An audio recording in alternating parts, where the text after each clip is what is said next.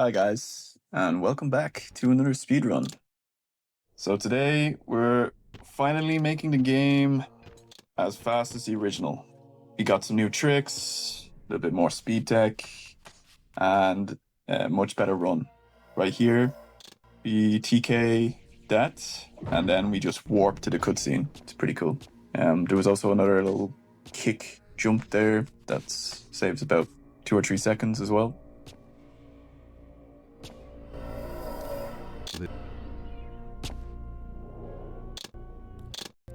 The last few were about finding the route.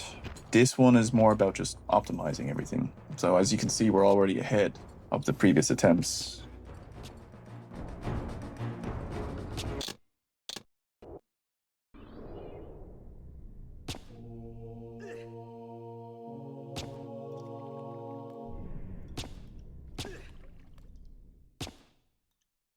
I was talking about the other time where there's a window within a window. So now we have the 3 runs in the corner. But I think it makes for a good comparison. You can barely see the one in the bottom right. But it's a nice evolution of the runs, I think.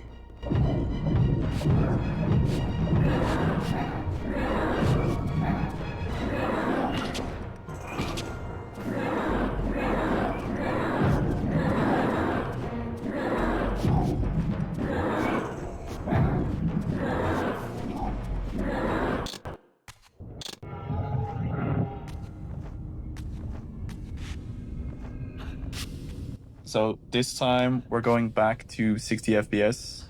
The previous run, I said it was running at 120 and it wasn't worth it. Honestly, when it comes to the loading times for the game, it's not that much affected because you can actually skip the loading animations by just mashing space or even change camera, which works well for the Raziel Chapter 2 change. Here I jump down, not sure if that's faster, feels faster, so maybe it is.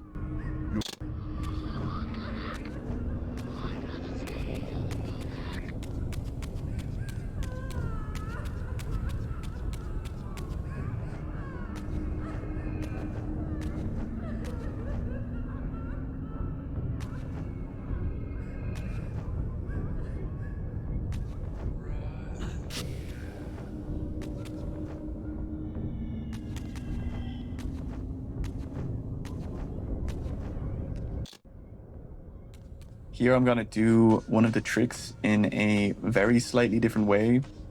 Optimally, I think this actually would save an additional couple seconds. It took me a couple attempts to get it.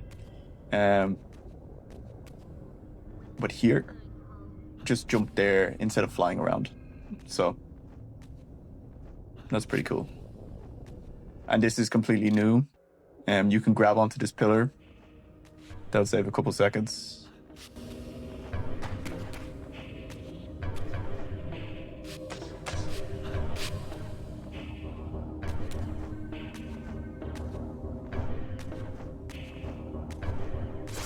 So I'm not sure if I've mentioned this before in any of the previous runs, but when you mash the jump button in this game, it basically extends Raziel's hitbox, like his grab box, slightly higher than it is.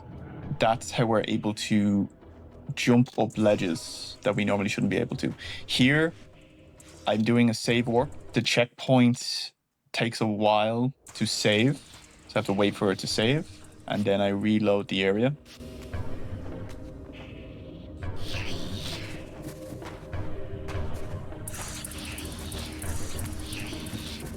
And here we are climbing the Ubisoft tower to fly into the non-existent forest.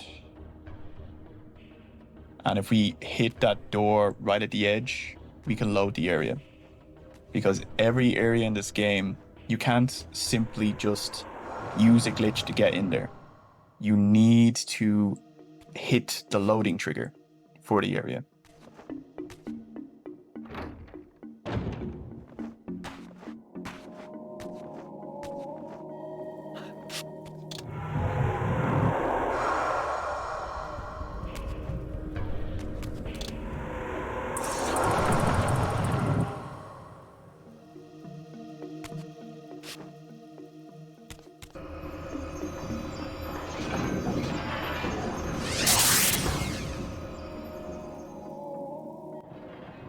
So one of the things I've actually been working on is a 100% category, and that'll be lots of fun actually. I have chapters 1 to 7 done.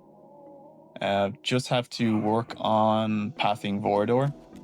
Unlike the previous game, we didn't collect all of the tomes to do the 99% category, but this time we need to, because we don't unlock all the tomes after we beat the game. So it's actually a pretty cool category. Collect all the health upgrades, all the telekinetic upgrades, all the tomes. It's pretty fun. It's a good showcase of all the tricks and glitches that we're not able to show in the any percent. This was clearly some ancient ruin of a vampire civilization. Perhaps here I would finally decipher the riddle of my destiny.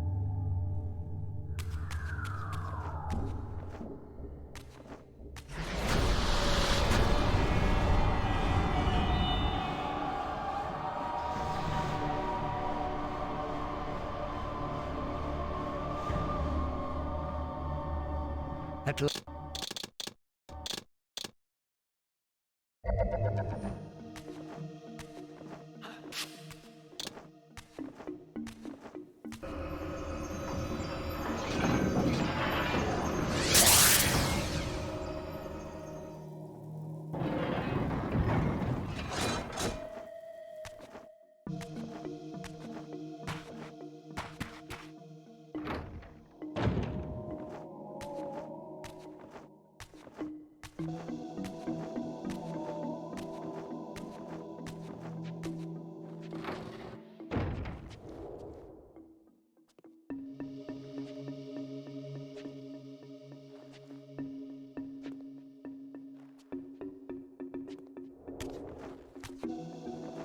Don't belong in this world, vampire.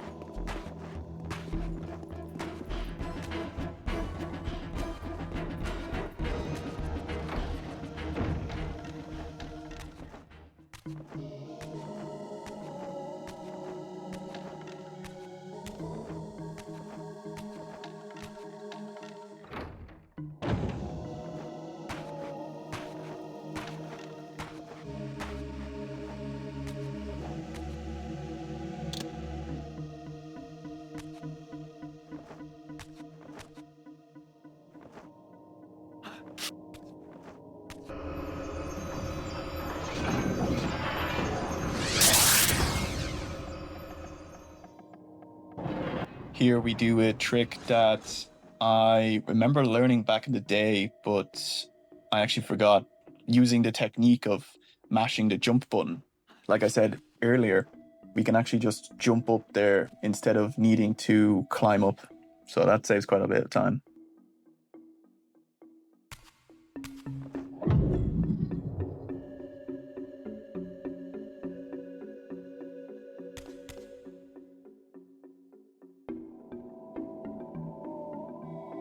One of the things that I put a lot of effort into this run is getting consistent setups for certain tricks, and this is what I've found to be the most consistent way of getting through this wall.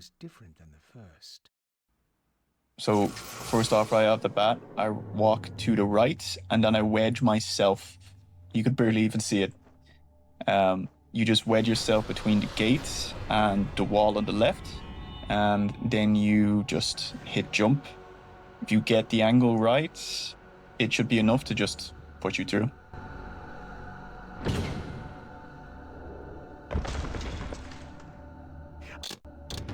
I'm going to call this the poly trick. Lightforge poly trick. Unfortunately, it doesn't work in the original though, because the collision for this map is completely different in the remaster. It's just like an invisible wall all the way around those pillars.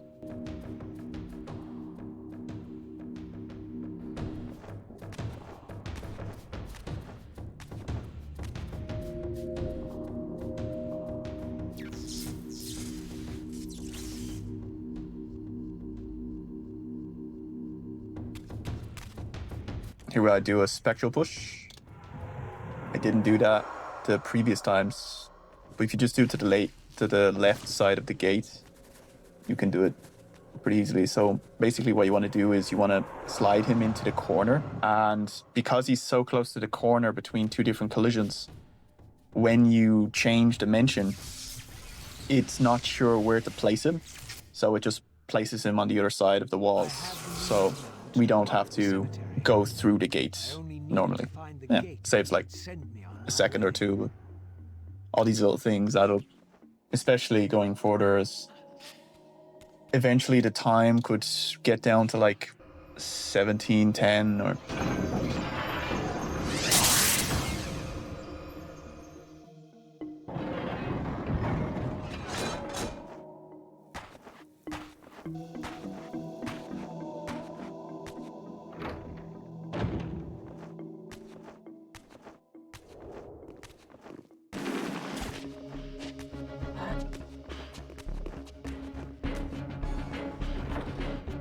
Here, I'm walking around a cutscene trigger.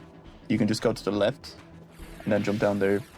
I was doing my own testing, and I found this, but I had seen that Kovic, who's another runner, posted his own run, and he found the same thing.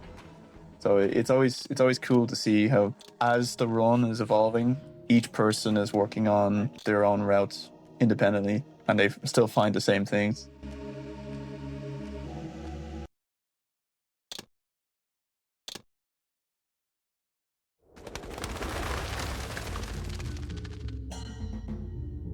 So here I'm not gonna do the infinite jumping because I just find this to be much faster. We also get the checkpoint skip this time.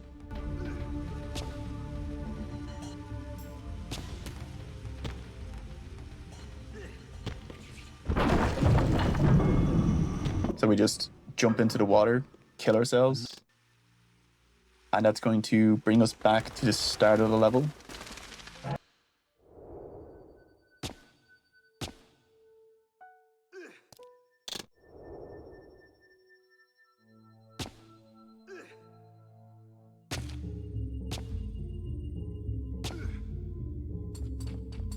Attack!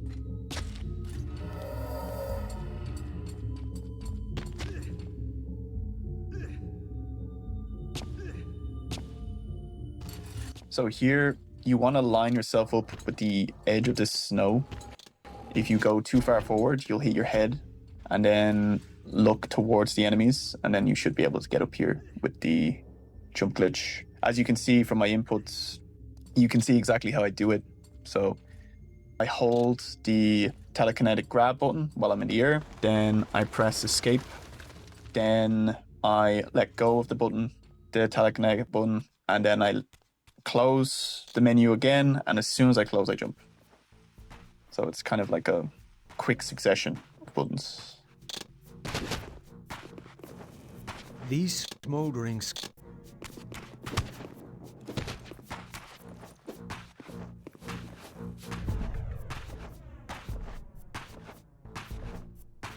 once again.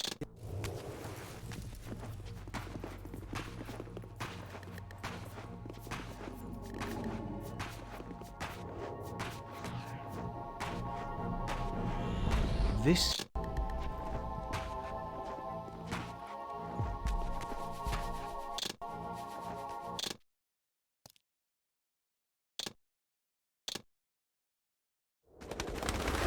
So chapter 7 has changed quite a bit. The flight glitch that we used to do, it's dead now in the any percent category, unfortunately. So when we come up here, we're just going to use the jump glitch over this wall because there's another gap.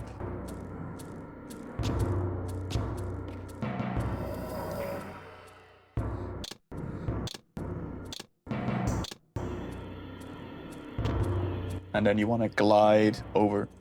Now, you can get caught at the edge of the building as you're gliding down.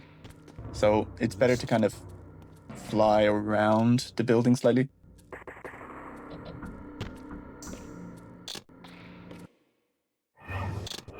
And then here we just do another couple jump glitches over. And we're basically there. Almost the end of the game.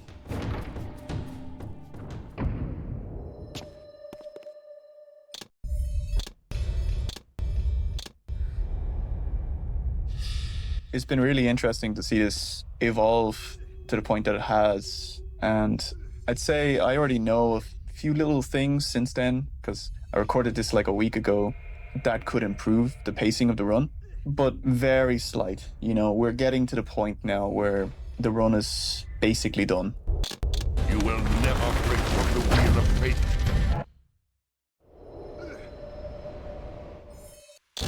Feed the wheel.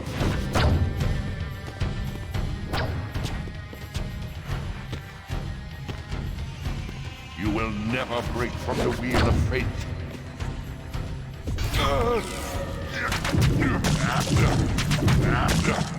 That almost worked.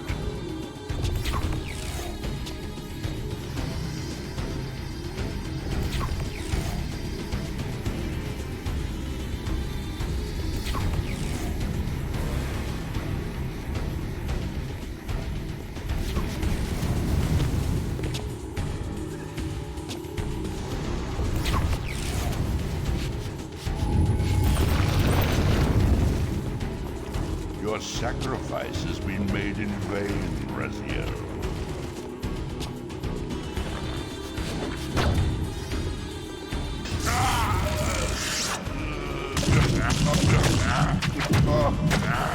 You cannot defeat me.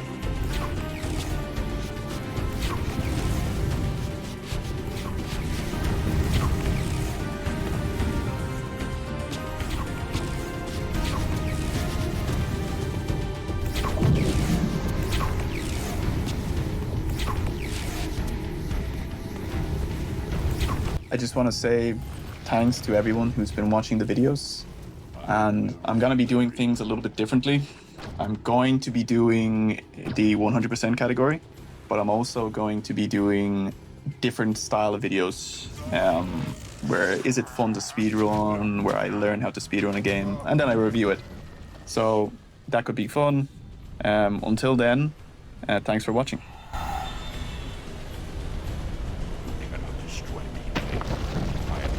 Of life itself. The wheel will turn, the plague of your kind will be purged from this world, and on that inevitable day, your wretched, stagnant soul will finally be mine. In the meantime, you'd best burrow deep.